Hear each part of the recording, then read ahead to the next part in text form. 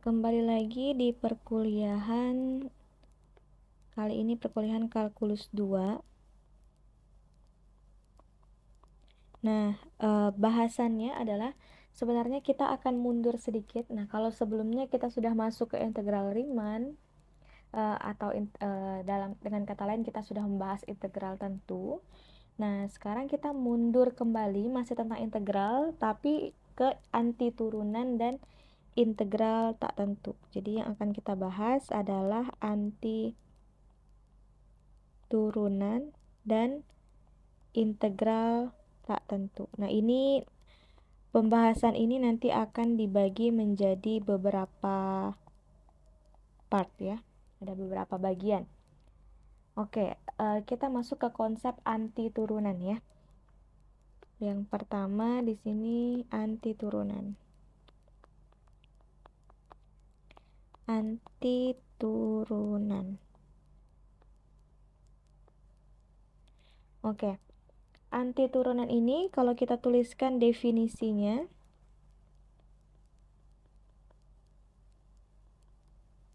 definisi dari anti turunan, jadi fungsi f disebut anti turunan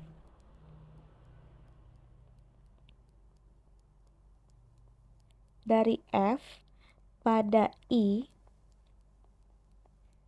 apabila atau jika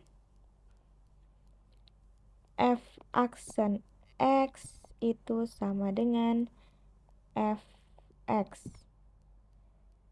untuk setiap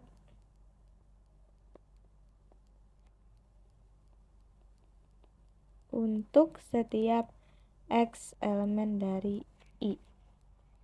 Jadi fungsi f disebut anti turunan f besar.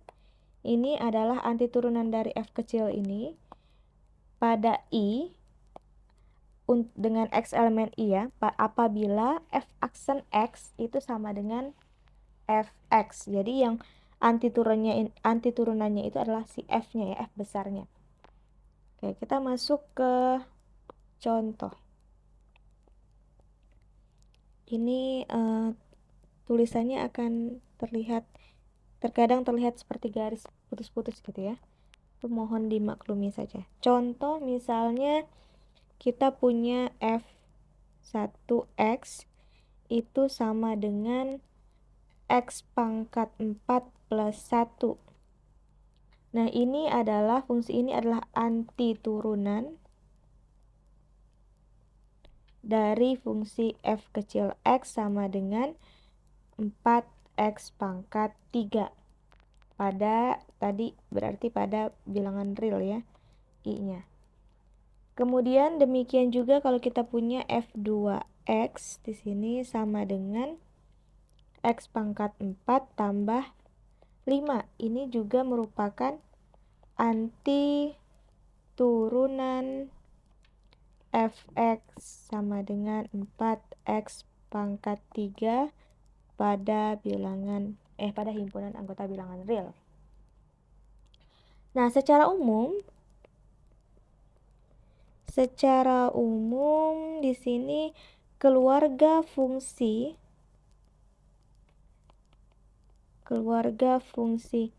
f besar x sama dengan x pangkat 4 plus c ini merupakan anti turunan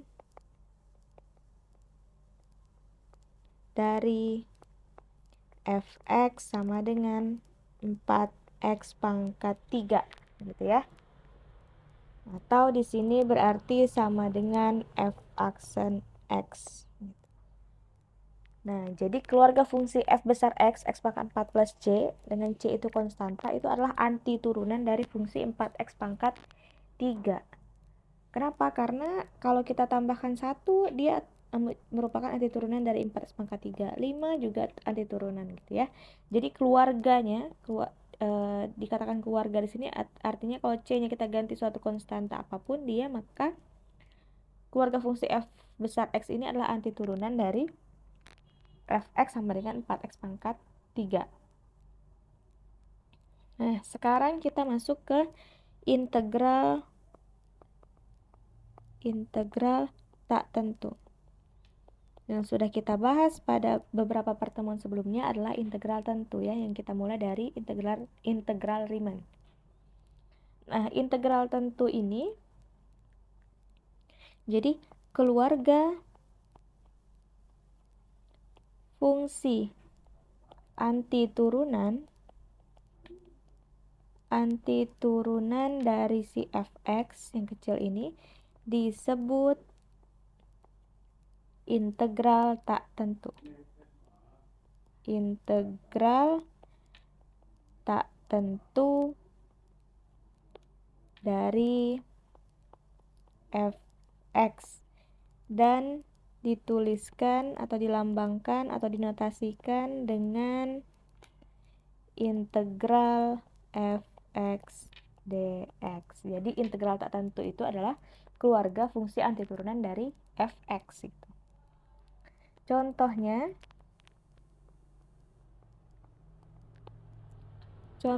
adalah integral 4x pangkat 3 dx, maka integralnya adalah x pangkat 4 plus c, dengan c adalah konstanta sembarang ya. Konstanta sembarang. Nah, ini contoh integral tak tentu. Nah, sebenarnya ilustrasinya seperti apa? Nah, kalau kita gambarkan ilustrasinya, misalkan di sini kita punya ini ya, kita gambarkan bidang. Salah ya. Kita gambarkan saja di sini ada bidang. Ya. Seperti itu, kita pakai garis manual saja ya. Ini kemudian ada bidang seperti ini. Ini agak putus-putus ya kelihatannya. Nah, misalkan ini adalah fx ya. Jadi antiturunan dari fx-nya bentuknya seperti ini. Nah, keluarga-keluarganya yang lain tadi saya gambarkan dengan warna yang berbeda. Tadi misalnya 4x pangkat 3 plus 1 ada di sini, plus 2 misalnya, plus 3, plus 4, plus 5 dan seterusnya gitu ya. Ini adalah keluarga fungsi yang turunannya sama. Yang turunannya sama tadi apa? Gitu. Jadi balik lagi ke contohnya. Jadi kalau kita punya fungsi fungsi x pangkat 4, maka antiturunannya adalah antiturunan dari fx sama dengan 4x pangkat 3 gitu ya. Jadi x pangkat 4 plus c. Nah, c-nya itu kan konstanta sebarang gitu. Kalau diilustrasikan ya seperti tadi. Jadi ini adalah keluarga, garis-garis yang berwarna hijau ini adalah keluarga fungsi dengan turunan yang sama seperti yang garis yang berwarna merah. Nah, sekarang kita masuk ke aturan dari integral tak tentu. Aturan, ya kita buat supaya tidak putus-putus ya. Aturan integral tak tentu. Nah, yang pertama adalah teorema pangkat. Teorema 1 yaitu aturan pangkat.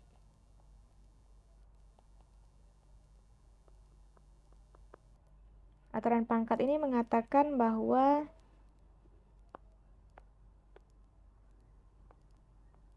jika R elemen Q R-nya tidak sama dengan minus 1, maka integral dari x pangkat R dx ini adalah sama dengan x pangkat R plus 1 per R plus 1 plus C. Nah, ini sebenarnya yang dasarnya ya.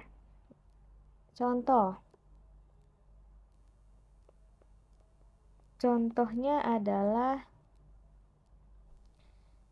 Nomor 1, integral dari x kuadrat dx. Nah, maka berdasarkan teorema ini, maka integralnya adalah x pangkat 2 plus 1 per 2 plus 1 plus c, yaitu x pangkat 3 per 3 plus c, gitu ya. Kemudian yang kedua, contohnya integral x pangkat min 2 dx. Ini berarti x pangkat min 2 plus 1 per min 2 plus 1 plus c. Ini sama dengan x min 1 per min 1 plus c. Atau sama dengan min x pangkat min 1 plus c. Atau bisa juga min 1 per x plus c, gitu ya. Itu aturan yang pertama. Kemudian teorema yang kedua.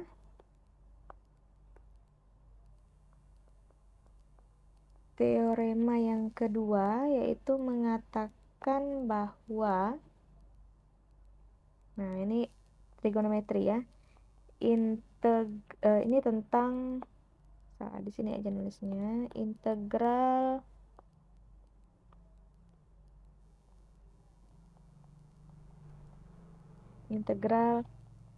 tak tentu dari sin x dan cos x. Oke, isinya apa? Jadi integral dari sin x dx itu adalah min cos x plus c. Integral dari cos x dx adalah sin x plus c. Ya, nah itu jadi jangan sampai tertukar. Integral dari sin itu min cos, turunan dari sin adalah cos, gitu ya. Sedangkan anti turunan dari sin x adalah min cos x plus c. Oke, kemudian teorema berikutnya. Teorema yang ketiga. Teorema ketiga ini tentang kelinearan integral tak tentu. Oke, teorema ini mengatakan bahwa jika f dan g fungsi dan k adalah konstanta,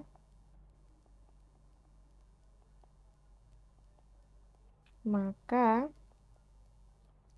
integral k dikali fx dx ini sama dengan k dikali integral fx dx. Dan yang kedua adalah integral dari fx plus minus gx dx itu sama dengan integral fx dx plus integral gx dx. Oke ya.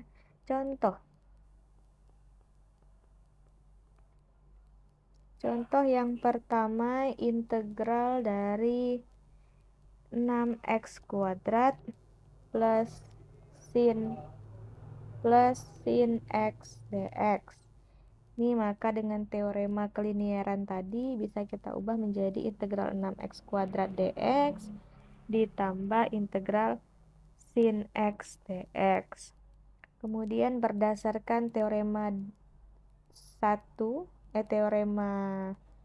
3 juga yang bagian pertama, maka ini sama dengan 6 integral x kuadrat dx ditambah dengan teorema trigonometri integral tak tentu untuk sin x cos x, maka ini adalah minus cos x plus c ya. Kemudian di sini dengan menggunakan teorema pertama, teorema pangkat, maka kita dapatkan di sini 6 dikali 1/3 x pangkat 3 plus c ditambah min cos x plus c. Oke, maka kita akan dapatkan ini menjadi 2x pangkat 3 plus 6c dikurang cos x plus c. Ini akan sama dengan 2x pangkat 3 min cos x plus C besar misalnya. Dengan C besar adalah 6C ditambah C atau sama dengan 7C. Gitu. Jadi konstantanya tidak berpengaruh ya.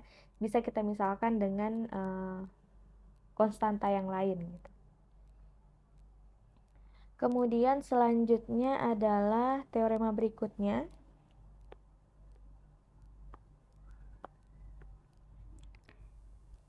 Di teorema yang keempat itu tentang aturan pangkat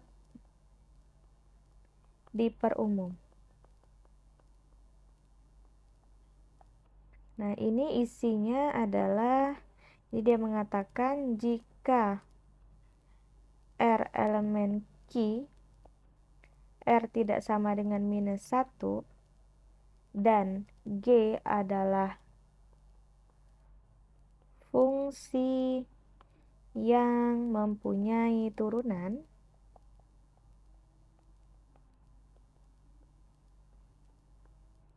maka di sini integral dari Gx pangkat R kali G aksen X dx sama dengan Gx pangkat R plus 1 dibagi, kita tulis seperti ini saja. Ini Gx pangkat R plus 1 dibagi R plus 1 plus C. Oke. Contohnya. Kita langsung masuk ke contoh. Misalkan tentukan integral dari x kuadrat plus 1 pangkat 5 dikali 2x dx. Nah, nanti kalian akan recall sendiri ya, mengingat kembali sendiri ini sebenarnya masuk ke dalam bagian integral yang mana sih yang dulu pernah kalian pelajari. Jadi kita misalkan saja di sini U ini sama dengan Gx sama dengan x kuadrat plus 1. Maka kita punya du sama dengan 2x dx. Akibatnya di sini integral x kuadrat plus 1 pangkat 5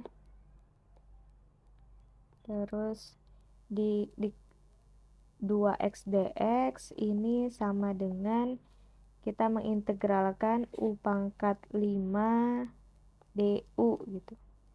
Nah, ini sama dengan teorema pangkat, maka kita dapat 1/6 atau kembali lagi ke teorema yang sama ini, 1/6 u pangkat 6 ditambah C. Kemudian kita kembalikan U-nya menjadi 1/6 dikali X kuadrat plus 1 pangkat 6 plus C. Nah, ini aturan pangkat yang diperumum. Kemudian contoh berikutnya adalah jika Gx sama dengan sin X, maka G aksen X sama dengan cos X. Nah, ini jangan terbalik ya, turunan dari sin X adalah cos X. Integral dari sin X adalah min cos X plus C. Nah, sehingga ini integral sin X dikali cos X dx sama dengan integral Gx dikali G aksen X dx. Dengan teoremanya, maka kita dapat ini Gx kuadrat dibagi 2 ditambah C. Kita kembalikan saja Gx-nya menjadi sin X dikuadratkan bagi 2 ditambah C. Itu seperti itu contohnya. Oke, nah kemudian ada beberapa latihan yang bisa kalian coba. Latihan yang bisa dicoba yang pertama adalah tentukan integral dari x kuadrat tambah x pangkat min 2 dx. Kemudian yang kedua integral dari x pangkat 3 plus 1 dikali x kuadrat dx. Kemudian yang ketiga adalah integral dari sin 2x dx. Nah, beberapa latihan ini silahkan dicoba sebelum kita masuk ke bagian integral yang berikutnya ya. Oke, selamat belajar dan selamat mencoba.